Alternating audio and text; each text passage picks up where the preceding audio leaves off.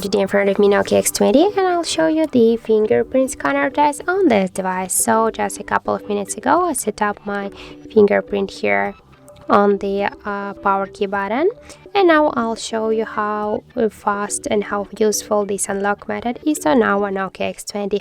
So I'll just make a 5 of simple touches here, and 5 times I'll try to unlock the device with the fingerprint. So let's start. 1, 2, 3, 4, and 5.